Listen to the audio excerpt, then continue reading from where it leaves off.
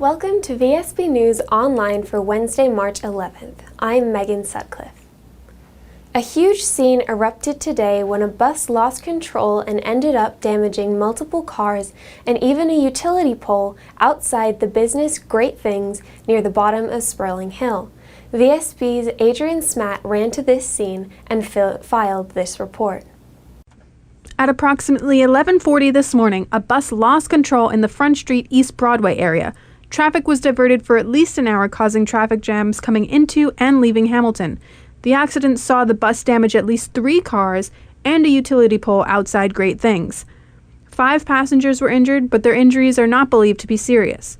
40 customers were without power as of 1:30 this afternoon, and Belco released a statement saying those without power at that time would continue to be without power until the utility pole was fixed. People in the area told VSB News they heard the crash from at least a block away, that it sounded extremely loud, like a large gun being fired. Other bystanders said they had been on a bus going in the opposite direction, which had narrowly missed the incident seconds earlier.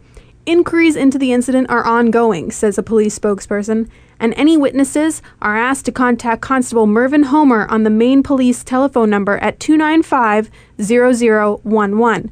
For VSB News, I'm Adrian Smatt. It came out under opposition questioning in Parliament this morning that the Bermuda government has been meeting with local banks over the debt financing of the project to build a hotel development on the site of the former Club Med in St. George's. Can the Honourable Minister please advise the date that this operating agreement was signed? Minister. It was signed within the last few weeks, Mr. Speaker. I can't give you the specific date, but it was within the last few weeks. Thank you. Mr. Speaker, if the Minister cannot confirm whether equity has been provided by Starwood to the Club Med property, will the Minister confirm that he has been to Butterfield Bank over the last few weeks seeking to raise financing for that development? Minister. Mr. Speaker, I can confirm that a government contingency met with all of the banks in relation to this development, in relation to the debt portion of this particular development. Thank you. So the Minister is admitting to this Honourable Chamber that the government is actually being proactive in seeking to raise debt financing for development, yet the Minister doesn't know whether or not the actual brand partners have not committed or have committed to any equity partnership in the development? Minister. Mr. Speaker, what I know is that as I believe I've said it before, the developer is committed to more than 50% of equity in this property. I know that there are discussions between the brand and the developer in terms of equity, which I am not in a position to discuss. That's between the brand and the developer. The government has nothing to do with that. The government met with all of the banks, not to talk about any particular, we discussed in general relationships with the banks and the government. Thank you. Outside Travel magazine has selected Bermuda as Best Island in its annual Best of Travel Awards in its April issue, and has come up with a list of 40 active things a visitor can do while vacationing in Bermuda, from sailing and cliff diving to walking the railway trail and wreck diving. Bill Hanbury, CEO of the Bermuda Travel Authority, says that this kind of recognition will attract a new generation of travelers who see themselves as adventure seekers. Police are concerned about the well-being of 42-year-old Christopher Smith, who was officially reported missing on the evening of Thursday, March 5th. Various inquiries conducted over the past 5 days have failed to locate him, and the police are now appealing for the public's assistance. Mr. Smith is described as brown-complexioned, approximately 5'7" tall, of slim build with a close haircut. He is known to frequent the city of Hamilton, Warwick, and St. George's. Anyone who may know of his whereabouts is encouraged to call 295-0011 or the Crime Stoppers hotline 800-8477. Veteran bus operators who have been with a public transportation body for 16 years or more are allowed 70 days a year sick leave on full pay under their collective bargaining agreement with the Bermuda government. Giving this news yesterday, BIU President Chris Ferbert said that he had gone to great lengths to discourage the abuse of this benefit. Just because I pick up the phone and I tell you that I'm not coming to work today, we can't just assume that they're not sick. We can't assume that. Certainly I've made my position crystal clear as the president of the BIU that if you pick up the phone and call in sick today, I don't expect for you to be on the golf course. I don't expect to see you driving around town. You should be home in your house unless you're going to the doctor and your appointment was for a certain time. Then in a reasonable period of time, you should be back at home. But you shouldn't be having a doctor's appointment at 10 o'clock in the morning and 3 o'clock in the afternoon, you're still in town, driving around and walking around. I will not condone that as the president of the BIU. Will not condone it. How many sick days do bus drivers get? Well, it depends on your years of service. It goes from, just, so we don't guess. We have a copy of the CBA right here. And I think it simply says, schedule number 3, sick leave, you can get anywhere between 5 weeks full pay, which is 25 days, up to 14 weeks pay, which is 70 days. So if you've been working for the Bermuda government for over 16 years, you're entitled to 14 weeks full pay, which is 70 days. 70 days. So as a court entitlement, I don't think we have, I will go to limb here and say, I don't think any operator that has over 16 years service at DPT takes off 70 sick days a year. No, is there a question as to whether or not somebody's taking off 20 or 30 or whatever that we need to have a conversation with? Absolutely. We can sit down and have that conversation with there's a handful of people that we think is on possible abuse of sick leave. But this is a negotiated benefit, and this negotiated benefit, as we tell our members, is a benefit that was negotiated on your behalf, and please don't take it for granted. And we'll be back with more news right after this. The Marketplace Food Court is you and your family's one-stop shop. Start your day at the breakfast bar with omelets made to order and traditional Bermuda codfish breakfast. The chefs will cook lunch and dinner to your liking. Along with the salad bar, sandwich bar, sushi bar, and fruit bar, the Marketplace Food Court is your kitchen away from home. Every day is hassle-free with nutritious meals from the Marketplace Food Court. Visit us 7 days a week. Homemade cooking, quality service, all at prices you can count on.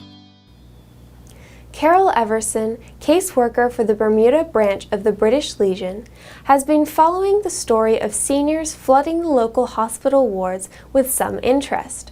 She called Vsb News from London today to describe a scheme that was introduced in Britain when similar pressures were affecting the British hospital system. One of the solutions that could be looked at is the creation of an invalid carers allowance. They do this in Britain. Works out brilliantly. You get paid by the government a certain amount to care for an elderly person at home, which means that the person doesn't get left alone, there's support for the carer, and also they get pension credits for doing so. So if you care for your elderly mother 20 hours a week, let's say, you not only get an allowance from government, but you get an extra allowance towards your pension, so when you retire, you'll get a bit more because you've cared for your mother at the right time. And that works. It does work. It would have to be carefully managed so that the responsibility didn't end up on a teenager's shoulders or anything like that. But it works well in Britain.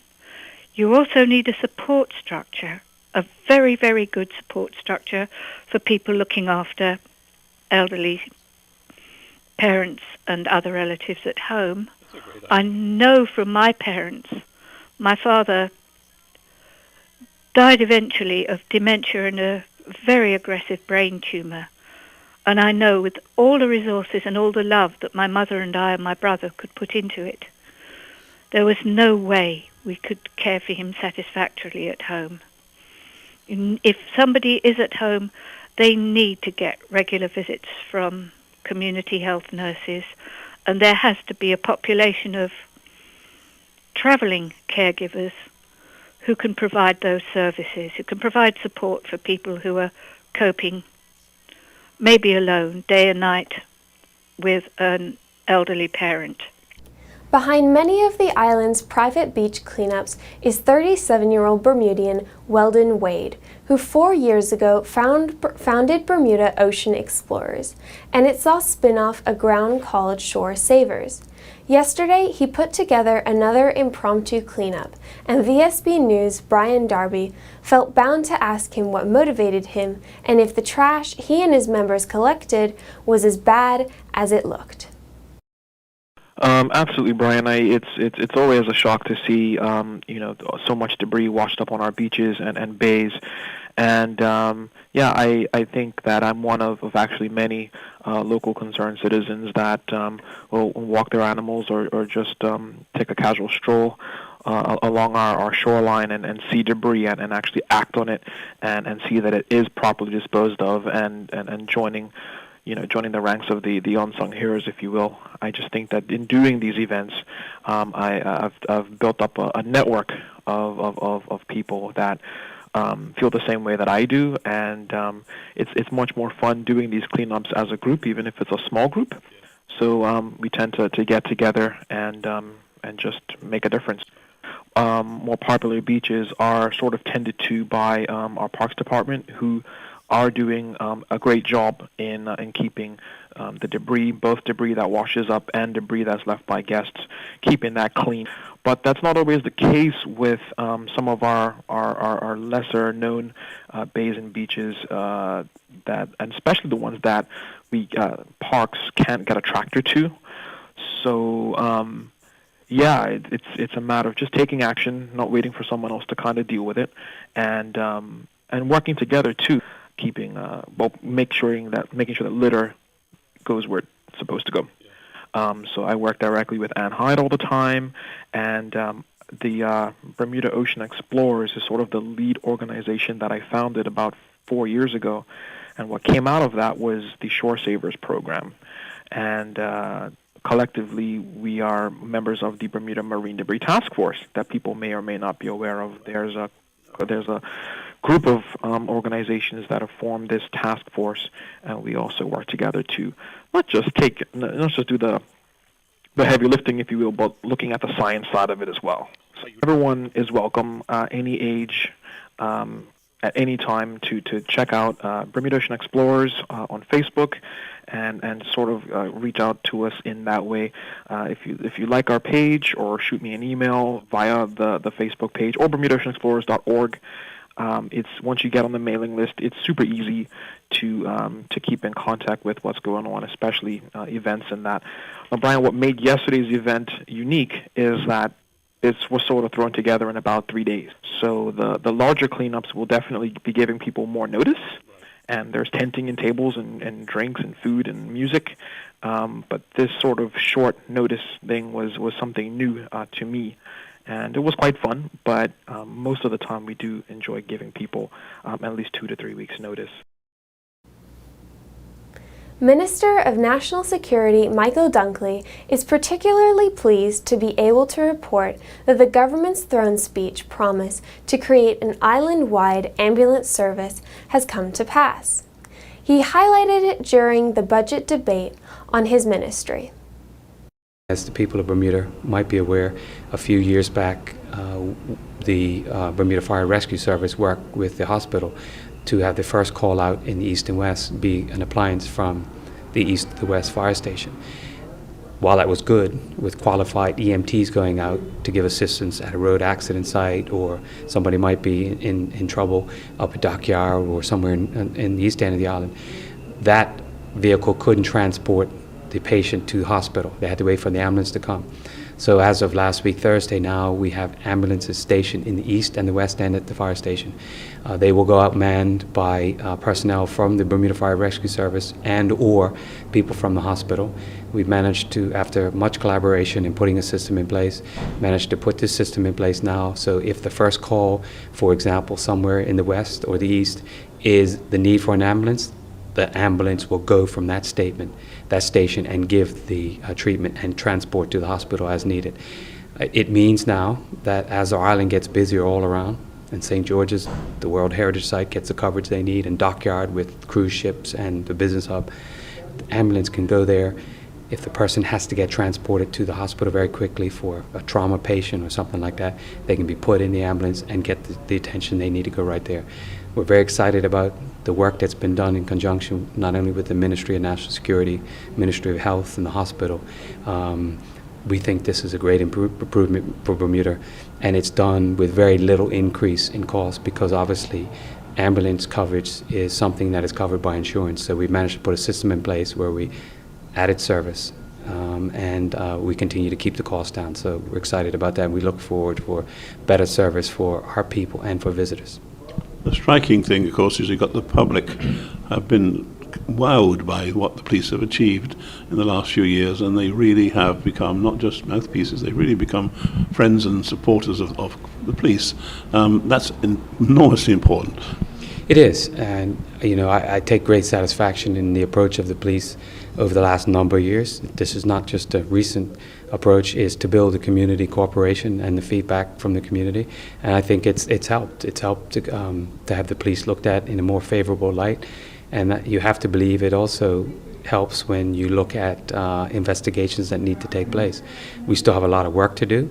Police have a very difficult job, but the stronger relationships we build in the community, the better results we're going to get all around. So I'm sure the Commissioner and his colleagues are feeling gratified by that approach, and I think that approach will continue. Thanks to the public and private partnership that directs the Bermuda Shipping Register, 14 vessels recently acquired by a Norwegian shipping group have been registered to fly the Bermuda flag in one smooth transaction. The corporate department of Conyers, Dill and Pearman and the staff of the Bermuda Ship Registry pulled off a coup, and now the Norwegian group, Team Tankers International, is listing its shares on the Oslo Stock Exchange, the 15th Bermuda company to do so. The successful transaction fulfilled the faith that saw Team Tankers acquire the Bermuda-based Eitzen Chemical Shipping Group for $300 million. Marcelo Austin, a director of Conyers, Dill and Pearman, said that Team Tankers was the perfect client for Bermuda. They had substantial assets and were here for the long term. Could fish be the next product for Bermudians to export? Environmental Minister Jeanne Atherton outlined in Parliament an ambitious plan to start exporting Bermuda fish to the Florida market from its premises at Marginal Wharf. She says it will create jobs. The first phase of this important project for Bermuda will adapt and perfect the cold chain processes leading to a small-scale export shipments to Florida, where market contacts have already been established. A formal business plan will be developed during Phase 1 to be available for privatization and the scaling up to a commercial business venture. The vision is that Phase 2 will be built on a new footprint at the Marginal Ship's Wharf and privately funded as a full commercial enterprise. By working in tandem with both the reef and the offshore fishermen, the shoreside fisheries complex will turn out Bermuda's fish products of exceptional quality capable of meeting or exceeding the stringent import standards for the United States market. It will establish a Bermuda brand, much as Barbados did some years ago. It will open up new jobs and business opportunities in the fisheries sector. It will also introduce a requisite component for the introduction of commercial mariculture and aquaculture. And now we turn to Earl Baisden with the latest from the sports desk. On VSB 1450 AM Gold Sports Talk, we spoke with Ben Smith, the national coach for swimming, about his team's chances in the upcoming Carifta Swimming Championships.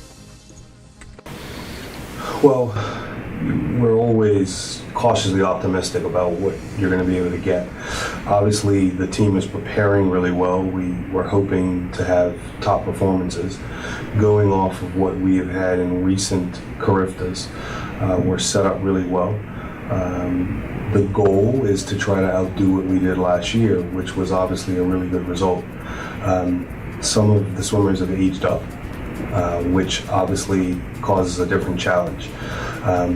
Jesse Washington, for instance, will be his first time being in the top age group. So he's racing against people that are potentially 18 years old.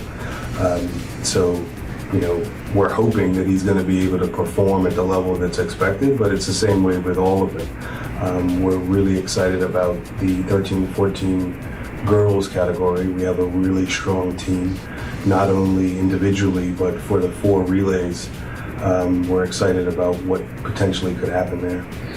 Now, the fact that we have some veterans, what we'll call veterans, but they're moving in age groups, and several first-timers. We finished 9th last year.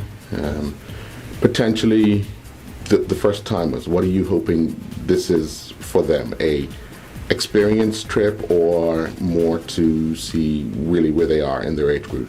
Well, obviously what happens is the level of competition at Carifta is very high. So for some of these swimmers, they've been to 1, maybe 2 events overseas to compete at a much lower level. So this is a big step up in caliber for them.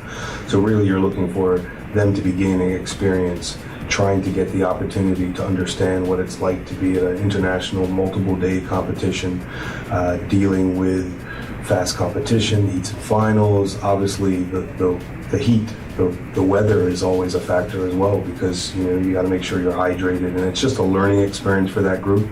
But we're lucky that we've got such a broad group, lots in the 13-14, lots in the 15-17, so this group is going to be guided really well and learn a lot.